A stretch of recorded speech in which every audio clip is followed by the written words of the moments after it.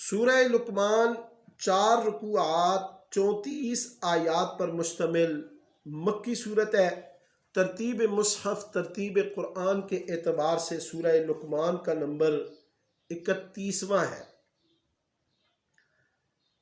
سورۃ لقمان میں حکمت و دانائی کے پیکر حضرت لقمان حکیم علیہ السلام کا تذکرہ ہے، اور انہوں نے جو اپنے بیٹے کو قیمتی نصیحتیں کیں اس کا بھی ذکر ہے، اور حضرت لقمان علیہ السلام کے ذکر ہونے کی وجہ سے اس سورت کا نام سورہ لقمان رکھا گیا۔ اس میں مختلف باتوں کا ذکر ہے، جس میں انسان کی تخلیق، اس کا مرنا، اور رات اور دن کا مختلف انداز میں آنا، اللہ کی قدرت اور اللہ کی تخلیق پر دلیل ہے، اور مغیبات خمسہ کا بھی ذکر ہے۔ اس سورت لقمان کے شان نزول کے متعلق آتا ہے کہ قریش جو حضرت لقمان حکیم کے بڑے مداح تھے، اللہ رب العزت نے اس طریقے سے ان کو قرآن اور صاحب قرآن کی طرف لایا کہ حضرت لقمان تو بڑے اچھے عقیدے اور اعمال کے مالک تھے، تم بھی حضرت لقمان حکیم کی وہ نصیحتیں سنو، پڑھو، عمل کرو، تاکہ تمہارے عقیدے، اعمال اور افعال میں تبدیلی آئے اور دنیاوی اور اخروی نجات کے حقدار بن جاؤ۔ سب سے پہلے رکوع میں اللہ رب العزت نے فرمایا الف لام میم تلک آیات الکتاب الحکیم، یہ کتاب قرآن کریم کامل حکمت اور دانائی سے بھرپور ہے، اس سے استفادہ کرنے والوں کی صفات اور خوبیاں بہت ہیں۔ قرآنی ہدایت کے راستے میں رکاوٹیں پیدا کرنے اور روڑے اٹکانے والے قابل مذمت ہیں۔ اس کے بعد اللہ رب العزت نے فرمایا کہ اللہ کی ذات وہ ہے کہ جس نے ساری زمین کو، آسمانوں کو اور بے تحاشا مخلوق کو پیدا کیا، جن کو تم اپنا رب مانتے ہو، اپنا معبود مانتے ہو۔ فَأَرُونِي مَاذَا خَلَقَ الَّذِينَ مِن دُونِي، وہ بتائیں، ثابت کریں کہ اللہ کے علاوہ انہوں نے کس چیز کو پیدا کیا ہے۔ وہ کسی چیز کو پیدا کرنے پر قادر نہیں ہے۔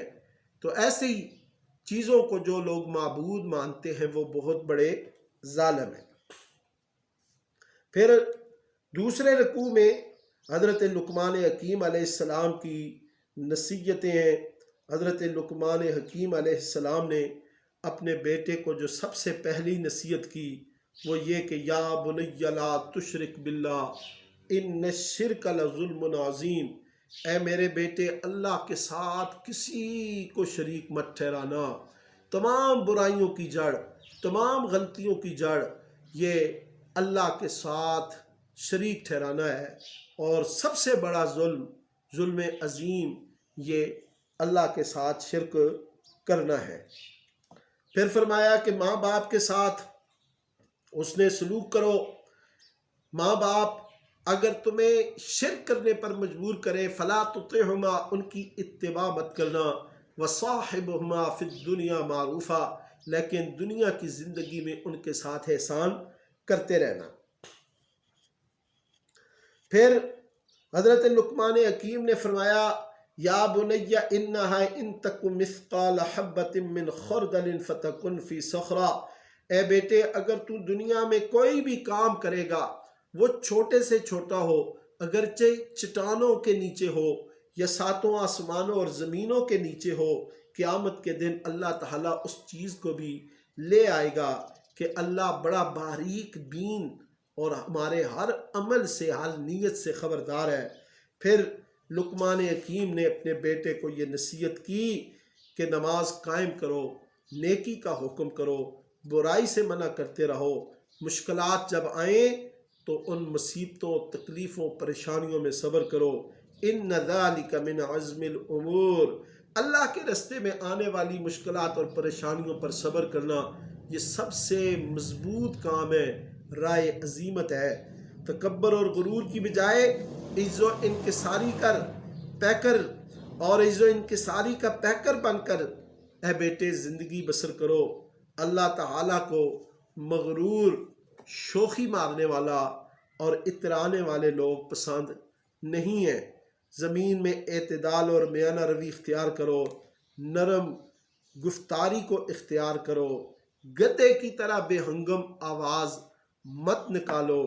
ان انکر الاصوات لصوت الحمیر، بے شک بری آوازوں میں سے سب سے بری آواز گدے کی ہے۔ پھر اگلے رکوع میں دین اسلام کی طرف مضبوط دعوت کا ذکر ہے۔ اللہ فرماتا ہے الم تروا ان اللہ سخر لکم ما فی السماوات وما فی الارض، کیا تم نے اس پر غور نہیں کیا کہ زمین و آسمان کی ہر شے کو اللہ رب العزت نے کام پر لگا دیا ہے اور تم پر اپنی کھلی اور چھپی ہوئی نعمتوں کی تکمیل فرما دی ہے، لیکن پھر بھی کچھ لوگ بغیر دلیل کے اللہ کے ساتھ جھگڑا کرتے ہیں۔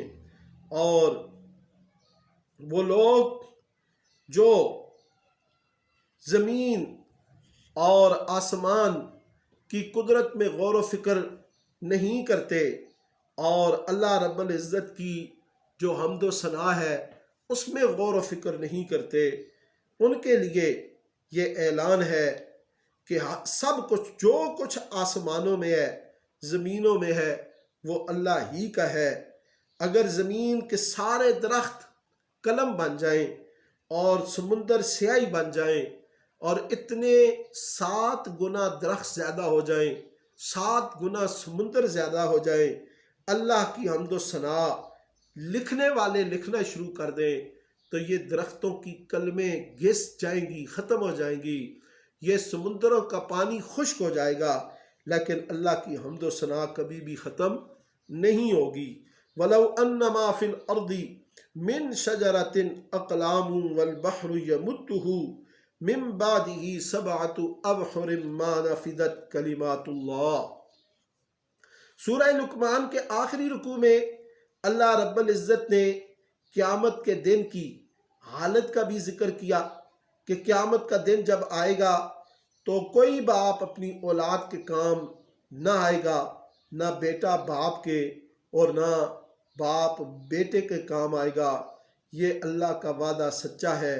پھر تمہیں دنیا کی دل فریبیاں یہ دھوکے میں کیوں مبتلا کر رہی ہیں؟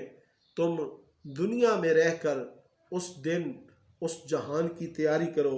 پھر مغیبات خمسہ کا ذکر کیا، ان اللہ عنده علم الساعہ، بے شک قیامت کا علم اللہ ہی جانتا ہے، اور وَيُنَزِّلُ الْغَيْثَ، بارش وہی برساتا ہے، بارش برسنے کا علم حقیقی طور پر اللہ کے پاس ہے، اور وہی جانتا ہے کہ رحم میں، ارحام میں کیا ہے، اور وہی جانتا ہے کہ کل کسی نے کیا کرنا ہے، اس کے علاوہ اور کوئی حقیقی طور پر نہیں جانتا، اور کل کس نے کون سی زمین میں کہاں مرنا ہے یہ بھی اللہ ہی کی ذات جانتی ہے۔ ان اللہ علیم خبیر، بے شک اللہ جاننے والا خبردار ہے۔